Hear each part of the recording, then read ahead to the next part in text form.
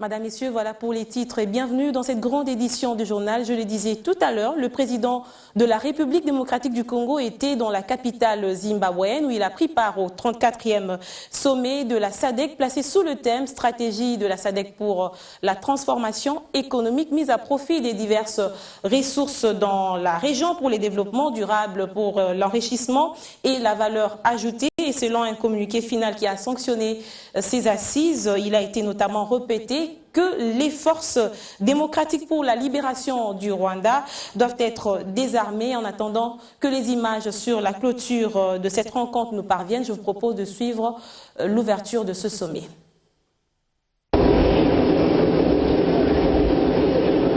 C'est sous les coups de 8h45, heure locale, soit 7h45, heure de la capitale congolaise, que le président de la République, Joseph Kabila Kabange, venant de Kinshasa, a foulé le sol zimbabwéen par l'aéroport Victoria Falls. À sa descente d'avion, Joseph Kabila Kabange a été chaleureusement accueilli par le ministre zimbabwéen de la Justice, Emerson Mnangagwa, accompagné de l'ambassadeur de la RDC au Zimbabwe, Mawampanga Mwanananga, avant d'être fleuri par deux fillettes. Après un bref entretien au salon officiel avec quelques officiels zimbabwéens et congolais, le cortège présidentiel ovationné au sortir de l'aérogare par une forte délégation de la communauté congolaise de Victoria Falls s'est ébranlé vers l'hôtel Elephant Hills Resort au centre-ville qui abrite depuis le 10 août 2014 les travaux préparatoires du 34e sommet ordinaire de la SADC, communauté de développement de l'Afrique australe. A noter que la présence du président Joseph Kabila, président en exercice du COMESA à ce sommet de Victoria Falls, qui intervient 72 heures seulement après celui de la CIRGL à Luanda en Angola, traduit visiblement la ferme détermination du président de la RDC de renforcer sa diplomatie de développement pour le bien-être du peuple congolais. La question sécuritaire dans le Kivu a été abordée à Harare alors qu'à Goma, il a été aussi le cas. Au lendemain de l'arrestation des présumés collaborateurs du M23 dans le Massissi, le chef du bureau de la MONUSCO Nord Kivu devant la presse aujourd'hui à Goma a appelé le gouvernement à résoudre les questions de fond de cette ancienne rébellion en vue d'éviter le pire, cela malgré la victoire des forces armées de la République démocratique du Congo. Pour la MONUSCO Nord Kivu, à travers son chef de bureau, M. Rey Torres Virgilio, au vu de la tournure des événements dans toute la province, le futur est moins promettant. Nous avons une circulation d'armes au Nord Kivu qui est impressionnante.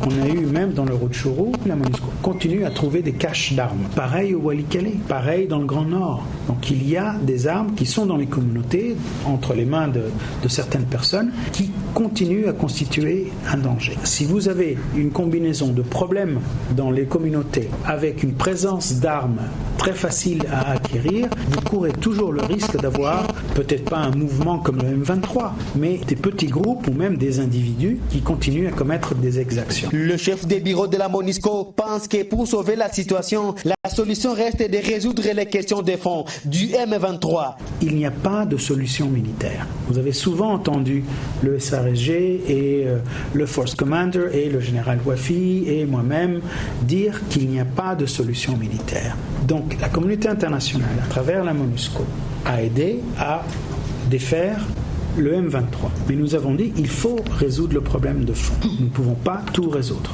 Nous pouvons aider le Congo à commencer à trouver des solutions, à commencer à ouvrir des espaces pour un autre type de solution, mais nous ne pouvons pas tout résoudre. À en croire les sources non officielles, contactés ce lundi dans le Massissi, il serait environ plus de 500 éléments de l'ex-M23 infiltrés déjà dans ce territoire.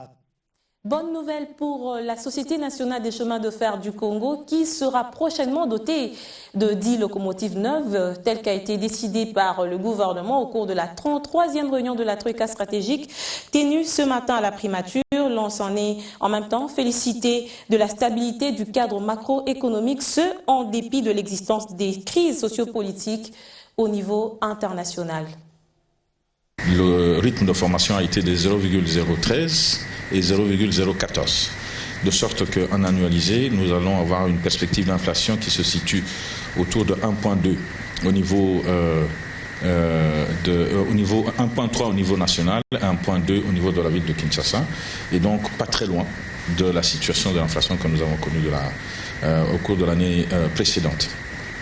Le taux de change est très stable. On a même enregistré au cours de la dernière semaine une petite appréciation sur le segment indicatif, et les réserves internationales ont connu une légère augmentation au point d'atteindre aujourd'hui une couverture de 8,5 semaines d'importation. Et au niveau des finances publiques, on note également une situation d'équilibre. Le deuxième élément important, c'est qu'on a noté qu'il y a un accroissement du taux débiteur appliqué par les banques commerciales, et l'instruction a été donnée à M. le gouverneur de la Banque centrale de faire produire une note d'analyse qui nous permette de mieux comprendre donc les origines de cette situation pour que nous puissions mettre en place au niveau des politiques une riposte. Et enfin, une instruction a été donnée au ministère des Finances pour que dès aujourd'hui, l'achat des 10 locomotives neuves pour la SNCC puisse être payé. Ce sont des propos du ministre délégué aux Finances, Patrice Kitebi. Poursuite du processus électoral, les membres de l'IG sont donnés rendez-vous aujourd'hui à la Maison des élections pour la campagne de formation sur la sensibilisation électorale. C'est une activité qui précède la démonstration des agents déployés sur le terrain. L'initiative est menée en collaboration avec la Commission électorale nationale indépendante. Bibi Chungoua.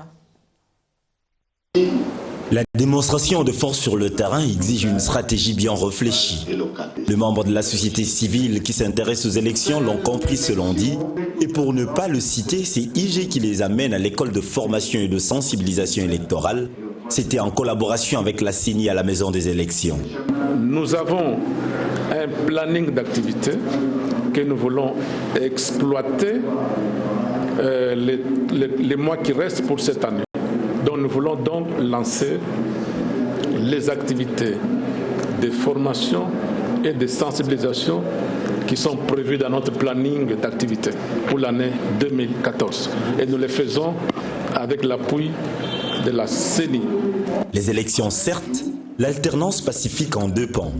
La thématique qui établit un lien entre la décentralisation et les élections locales pour une gestion par la base s'impose comme voie de sortie. Soutenir les élections locales parce que le développement de notre pays en dépend et les besoins souvent décriés en social relèvent des autorités des entités territoriales décentralisées.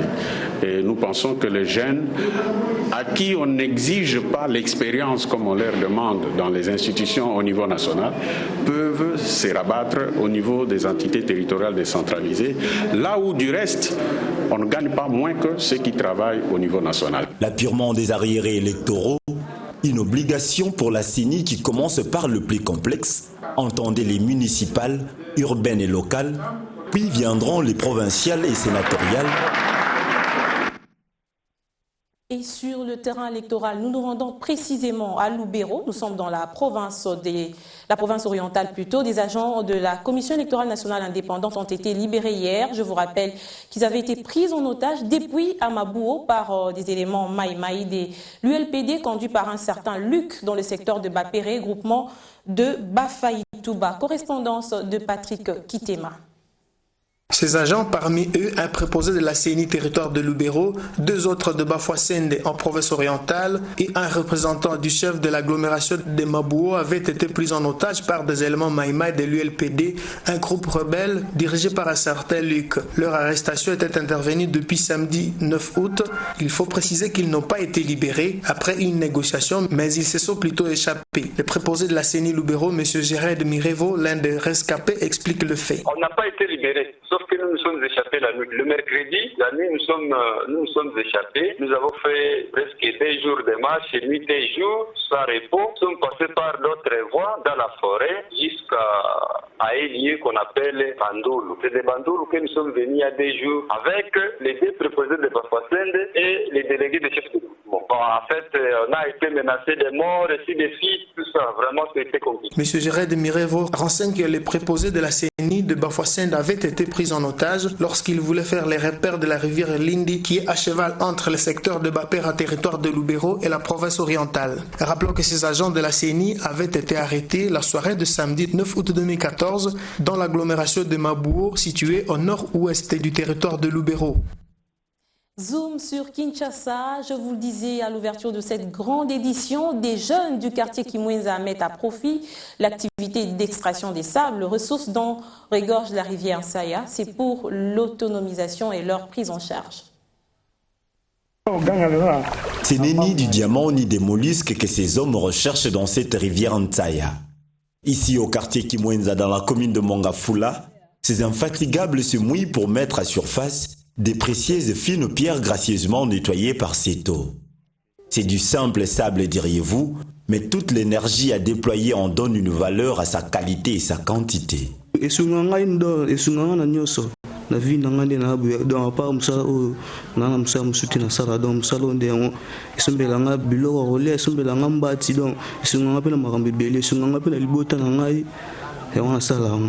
Bon, Moussalo déjà, ça fait 5 ans pour Telara Kabako pesate, donc Moussala de Sunga Biso Penande Yango. Alors, ça, Moussala Mokopena Lingango Makasi. Tu n'es tout ça, Missala, ou porte un bon mot de Sala. Parce que Biso va gêner, Biso va yimbong la poche. Au monde, n'a pas Mukilaweza Ayoti. Le Wato Missala, Mong, Fumbo dans la poche, Banini, et au monde, tout Kemba, au porte boy, Bakanga, je ne m'attendais pas à mon ibité. Je ne sais pas si pour Nangai, Aya Kotuna carrière. Si les constructeurs n'ont qu'un coup d'œil pour apprécier le produit, cette mine aquatique peut désillusionner ceux qui ne sont pas ténaces. Tous les jeunes ont l'esprit à Bolembo, ont l'esprit à distraction. Donc, distraction, ils allaient au récit dans la vie. Je ne sais pas si jeune. Yaka somba pa una yaka sala musala bimisa zelo na yoso za makasi soko beta combien de tonnes beta. Extraire du sable est un métier porteur au regard du boom immobilier. Seulement, les bonnes affaires se font pendant la saison sèche. La période pluvieuse rend l'exploitation ardue à cause de la crue de la rivière. On va parler des filles après des garçons débrouillards. La question du genre a été perçue comme pertinente au cours de l'atelier régional sur les violences sexuelles basé sur les genres où ont participé ici à Kinshasa des formateurs venus de l'Afrique et de l'intérieur du pays. Hommes et femmes ont une commune responsabilité dans le respect des exigences des naissances désirables. Sur terrain, le niveau d'appropriation de cette valeur de la procréation est pourtant sujet à caution. L'Association pour le bien-être familial propose un schéma correcteur. Elle s'engage dans des actions visant la prise en compte, le genre dans les activités de la santé de la reproduction pour une formation durable. Et pour plus d'efficacité, la formation des formateurs en genre s'avère indispensable. L'atelier régional s'est ouvert ce lundi à Kinshasa. Tout pays est obligé de faire l'intégration du genre dans ses activités, dans ses politiques et dans ses programmes. La RDC est un grand pays avec beaucoup de défis par rapport à la santé de la reproduction. Ce n'est que normal qu'on puisse choisir, qu'on puisse intégrer la dimension genre dans les activités du programme dans ces pays. Grâce à la méthodologie participative de formation des adultes, les participants à cet atelier iront répercuter les connaissances acquises dans leurs pays respectifs.